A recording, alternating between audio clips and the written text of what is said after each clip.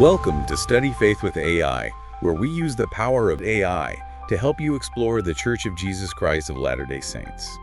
I'm Meg Jensen, And I'm Paul Carter. and we're Google AIs. Whether you're a lifelong member or just starting to learn about the church, we're here to dive deep into its history, beliefs, and culture. So if you're ready to learn, you're in the right place. That's right. Let's get started.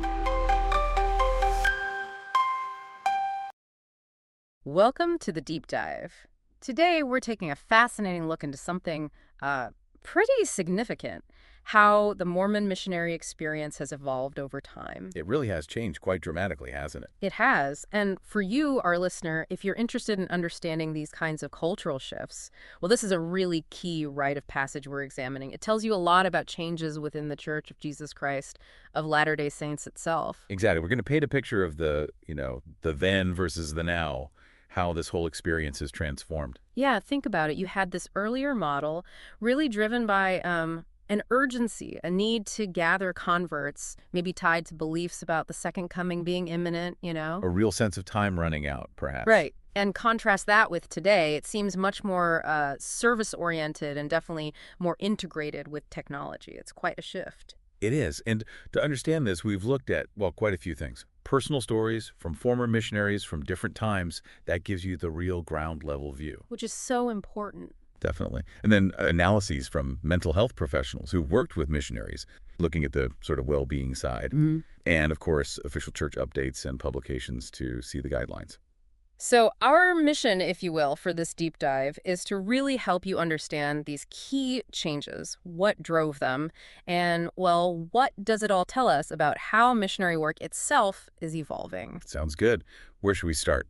The then. Let's do it. Let's unpack this zealous missionary model of the past. What was really driving that experience? What was the core idea?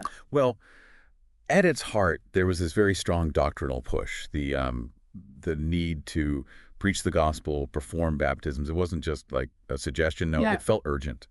And you mentioned it was often linked pretty closely to beliefs about the second coming.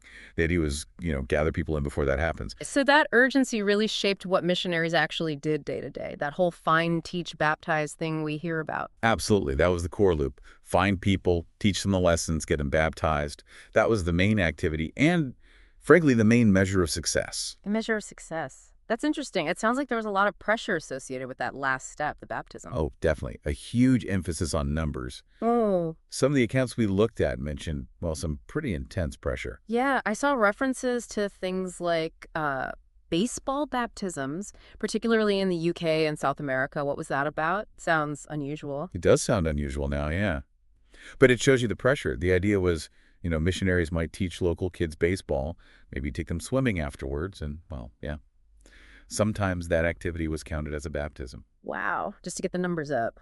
It really points to how focused things could become on the metrics, on hitting those targets. And that pressure wasn't just subtle, was it? Some sources described mission meetings almost like sales meetings, focusing on quotas, even like bragging about the millions baptized overall. Yeah, that kind of sales environment definitely comes through in some descriptions.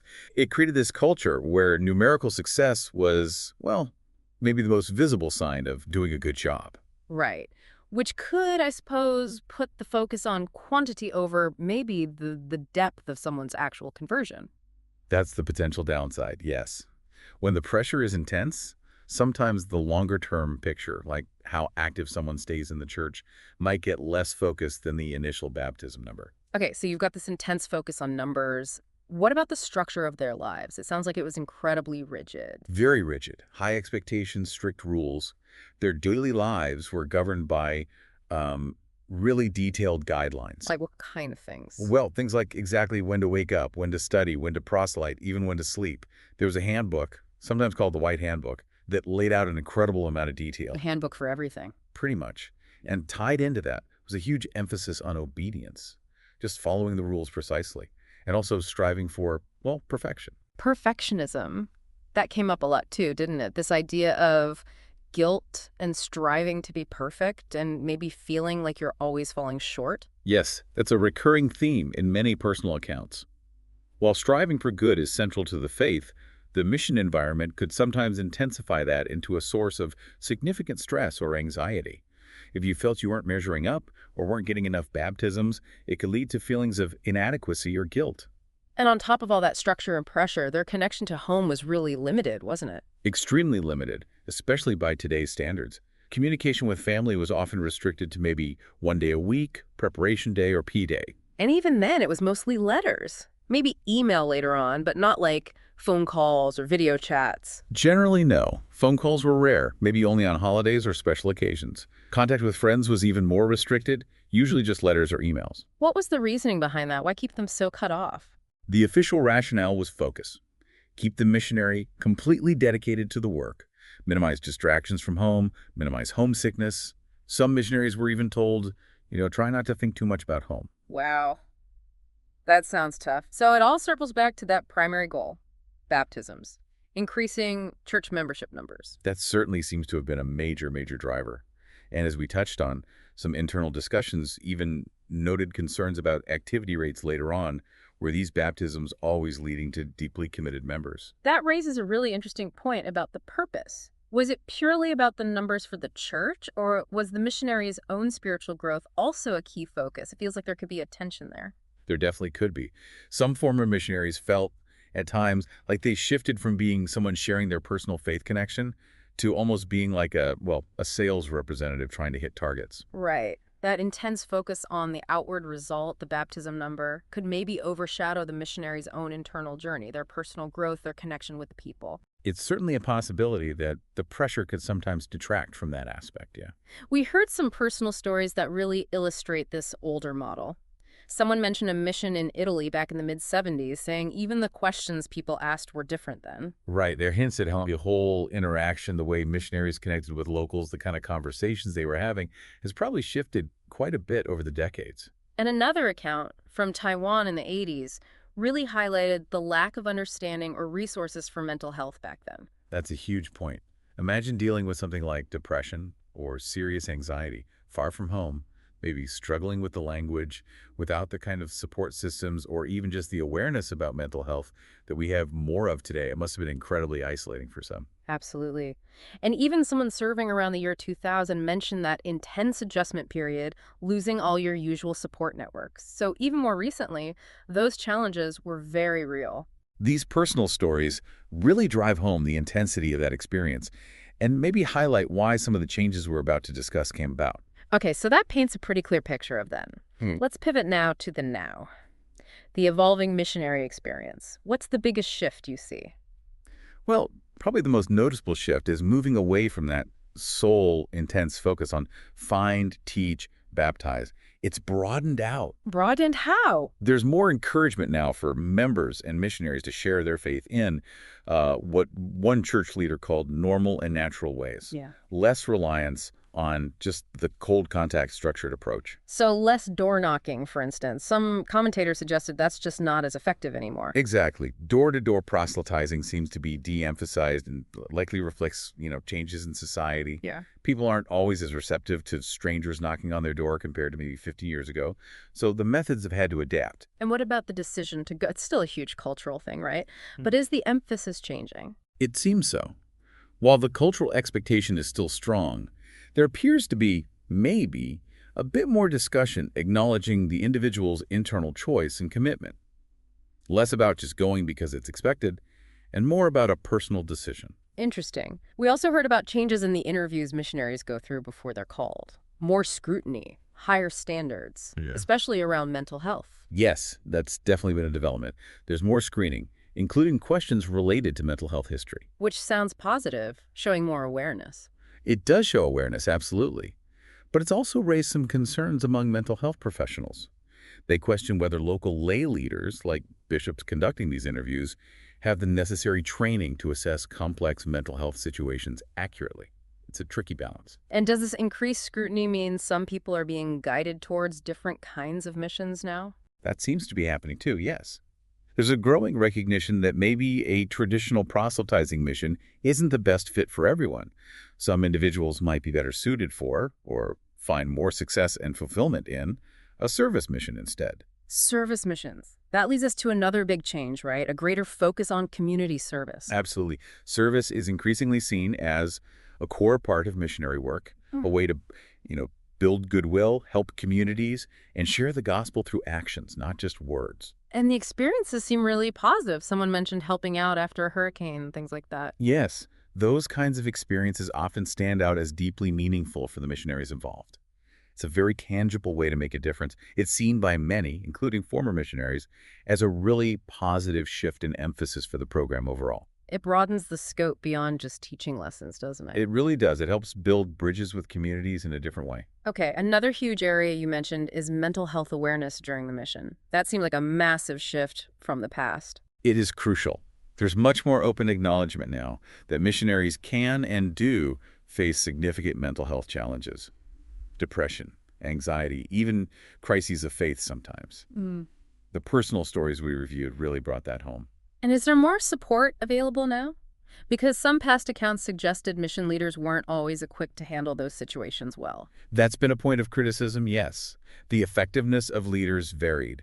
There's definitely a push now for better training for mission leaders and more accessible resources for missionaries who are struggling. Things like websites offering support for returned missionaries dealing with trauma indicate this growing awareness. Okay, and maybe the most visible change for people on the outside is technology. iPads, social media, that's standard now. Oh, yeah. Technology integration is huge. Missionaries use tablets, smartphones, social media, digital tools for finding people, teaching, communicating. It's a completely different toolkit than missionaries had even 15, 20 years ago. How did that roll out? Was it just, here's an iPad, go for it? Huh. Not quite. There were initial introductions, often with pretty strict rules and monitoring about how the tech could be used. And, young people being young people, they often found ways to work around some restrictions. I can imagine. So it's a double-edged sword then. Useful tool, but also potential for distraction, maybe accessing information the church wouldn't prefer they see. Exactly.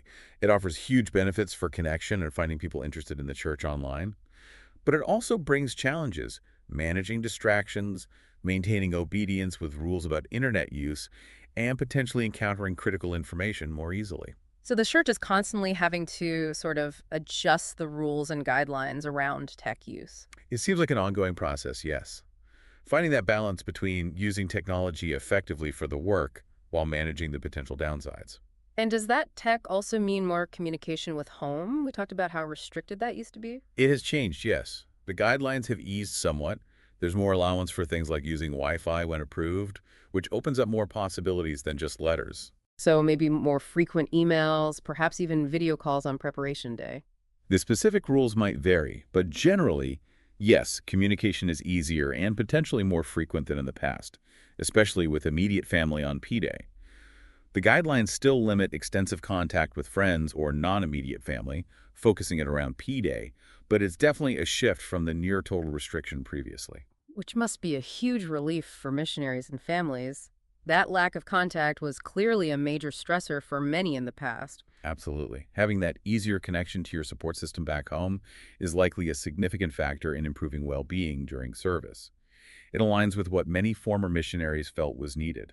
So putting all these pieces together, less focus only on baptisms, more service, more mental health awareness, technology, better communication, it really feels like the whole understanding of what a mission is for might be evolving. I think that's a fair assessment. It seems to be moving towards a more maybe holistic view, one that still includes sharing faith in baptism, of course, but also really values community service, the missionary's personal development, and finding diverse, normal ways to connect with people. It's less about just that one single metric of success. Exactly.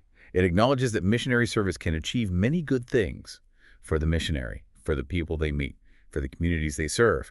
It feels like a broader definition of success. Okay, so we've covered a lot of ground there, from the zealous model of the past to this evolving picture today. To kind of wrap things up for our listeners, what are the headline transformations? Well, we've gone from a model really defined by urgency, number chasing, very strict rules, and limited outside contact, Right. to one that seems to place more value on individual choice, incorporates service much more centrally, pays more attention to mental well-being, uses technology extensively, and allows for, well, somewhat easier communication. It's quite a different landscape. And the takeaway for you, our listener, this isn't just happening in a vacuum, is it? Not at all. These changes clearly reflect wider societal shifts, how we communicate, how we view mental health, and they reflect the church adapting, like any large organization, to a changing world, and perhaps learning from past experiences. So maybe a final thought to leave people with. How do these changes impact how we think about the purpose or the effectiveness of missionary work today? That's the big question, isn't it? Are there valuable aspects of that older, intense focus that might be lost? Or is this new, more multifaceted approach ultimately more sustainable, more effective in the long run? And what comes next? Yeah, what other changes might we see down the road? Thinking about those personal stories from different eras really puts it all in perspective. It does. It encourages you to think about the lived experience behind the policies and statistics. Absolutely. Well, that's certainly given us a lot to think about. Thanks so much for joining us on this deep dive. My pleasure. We'll catch you next time.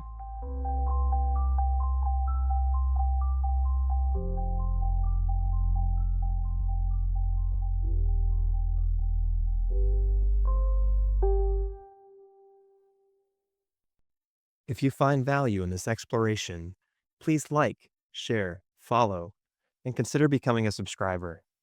Your contributions help keep these conversations going and allows us to maintain the highest quality production. You can find all the details at studyfaithwithai.com. Thank you for being part of this journey.